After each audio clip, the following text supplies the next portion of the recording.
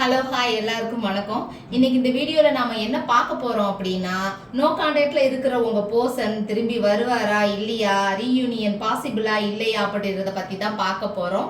இது ஒரு பொதுவான ஜென்ரல் ரீடிங் தாங்க. யாருக்கு பொருந்துதோ அவங்க மட்டும் எடுத்துக்கோங்க, மற்றவங்க அப்படியே விட்டுடுங்க. வீடியோவில் கனெக்ட் ஆகுறதுக்கு லைக் பண்ணிட்டு பாருங்க, மறக்காமல் ப்ளீஸ் சப்ஸ்கிரைப் பண்ணிட்டு பாருங்க, ஷேர் அண்ட் கமெண்ட் பண்ணுங்க. இது ஒரு டைம்லெஸ் ரீடிங் தாங்க. யார் எப்போ பார்க்குறீங்களோ அப்போ அது உங்களுக்கான ரீடிங்காக நீங்கள் எடுத்துக்கங்க. நான் பொண்ணுன்றதுனால எனக்கு ஏத்த மாதிரி பேசுறேன். ரீடிங் பாக்குற நீங்க பையனா இருந்தீங்கன்னா அதுக்கு ஏத்த மாதிரி சேஞ்ச் பண்ணி எடுத்துக்கோங்க. இப்போ இந்த வீடியோக்குள்ள போயிடலாம். நோ கான்டாக்ட்ல இருக்கும் உங்க நபர் திரும்பி வருவாரா? இந்த 10 கார்டு சொல்ற அதிர்ச்சியான உண்மை என்னன்னு பார்த்தோம்னா, ரீயூனியன் பாசிபிள்ங்க. இந்த ரீடிங்கை பார்க்கும்போது உங்களுக்கு ஒரு நபர் மனசுல இருந்தா இந்த ரீடிங் உங்களுக்காக இருக்கலாம். இந்த ரீடிங்ல அதிகமா தெரிகிற எனர்ஜி பார்த்தீங்கன்னா எர்த் சைனை காட்டுது. ரிஷபம், கன்னி, மகரம். ஏர் சைன்னு பார்த்தோம்னா மிதுனம், துலாம், கும்பம். அதே மாதிரி அடிக்கடி green, white, brown, yellow, cream colour dress போடுறவங்களுக்கும் ரொம்ப ஸ்ட்ராங்காக ரெசனேட் ஆகலாம். இது ஒரு ஜென்ரல் ரீடிங் தான். எல்லாருக்குமே 100% பொருந்தணும்னு அவசியம் கிடையாது. ஆனால் இந்த கார்ட்ஸில் நான் பார்க்குற விஷயம் என்னன்னா, இந்த பிரிவு சாதாரண காரணத்துக்காக நடந்த பிரிவு கிடையாது. 2 பேருமே ஒருத்தர் காதலிச்சிருக்காங்க. ஆனால் வாழ்க்கை, ஈகோ, சூழ்நிலை, தேர்ட் பார்ட்டி இல்லை டைமிங் பிரச்சனை காரணமாக கூட இந்த நோ கான்டாக்ட் வந்திருக்கு. அதனால இந்த பர்சன் திரும்பி வருவாரா இல்லை உங்களை மறந்துட்டாரா, அதுக்கு இந்த 10 கார்ட்ஸும் என்ன சொல்லுதுன்னு நம்ம இப்போ பார்த்துடலாம். ஃபர்ஸ்ட் கார்டு பார்த்தீங்கன்னா நமக்கு ஏஸ் ஆஃப் பென்டக்கிள்ஸ்.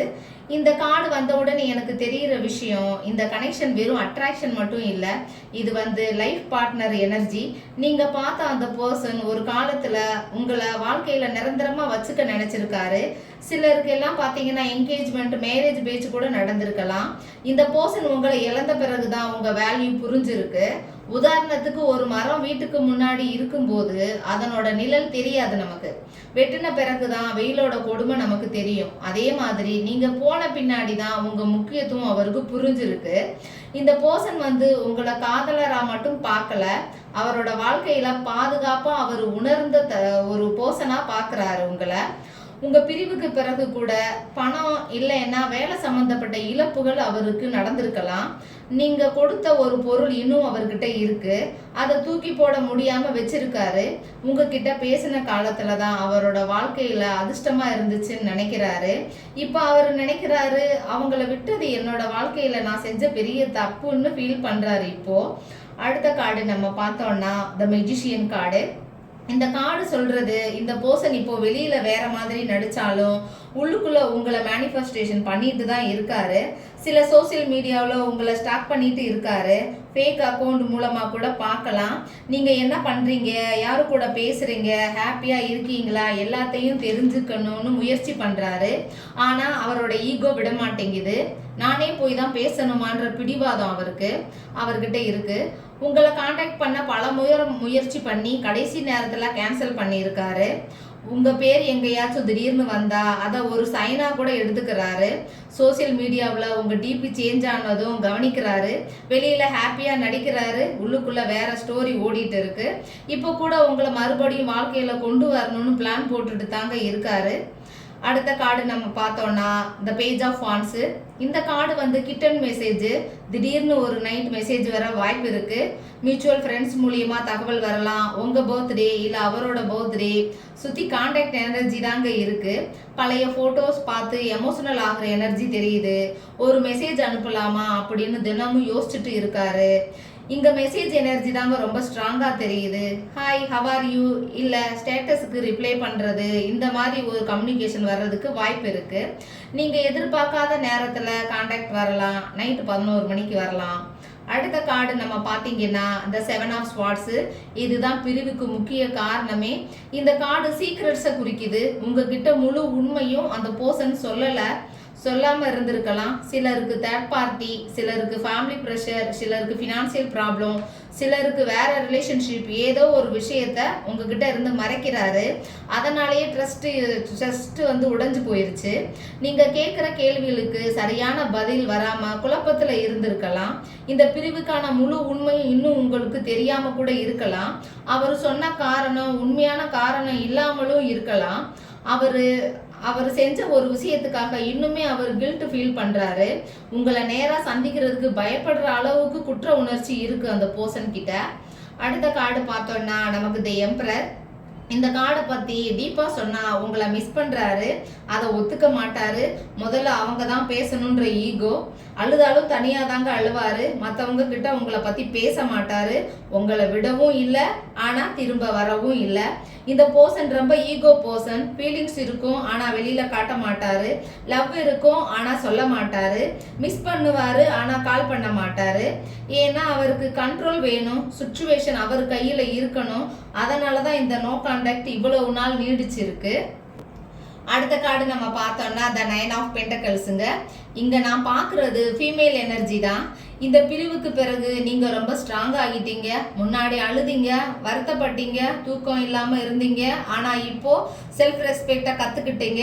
அதனால இப்போ அந்த பர்சன் திரும்பி பார்த்தா நான் விட்டுட்டு போன பிறகு இவ்வளவு சேஞ்ச் ஆகிட்டாங்களா அப்படின்னு ஷாக் ஆகுற எனர்ஜி தான் தெரியுது. நீங்க ரொம்பவே மாறிட்டீங்க.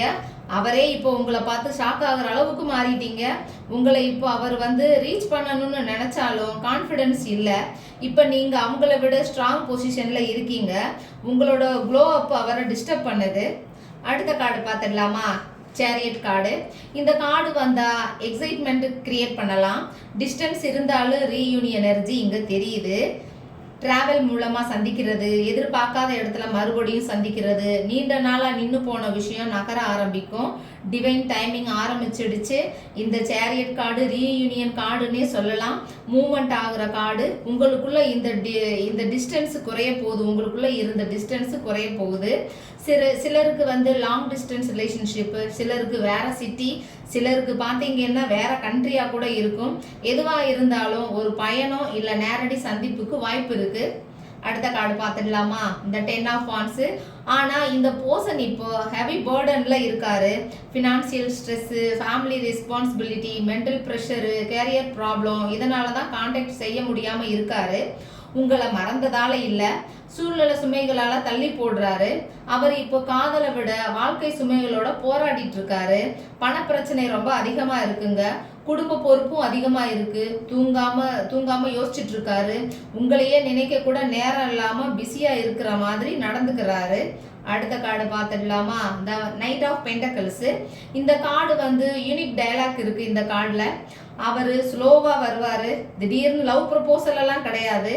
ஆனால் ஃப்ரெண்ட்ஷிப் மாதிரி அப்ரோச் பண்ணுவார். உங்களோட ரியாக்ஷன் பார்த்துட்டு தான் அடுத்த ஸ்டெப்புக்கு போவார். வந்ததுக்கு அப்புறம் ஸ்டேபிளாக இருப்பாருங்க. இந்த கார்டே பார்த்தீங்கன்னா ஸ்லோ ரிட்டர்ன் தான். வேகமாக வரமாட்டார், ஆனால் வந்தால் நிலையாக வருவார். ஆமாம் மாதிரி மெதுவாக வரும், ஆனால் பாதியில் நிற்காதது. அதனால் ஃபேஷன்ஸ் முக்கியம். அடுத்த கார்டு நமக்கு 10 ஆஃப் பென்டக்கிள்ஸ் கார்டு. இந்த கார்டு இந்த ரீடிங்கோட ஃபைனல் அவுட்கம் கார்டுங்க.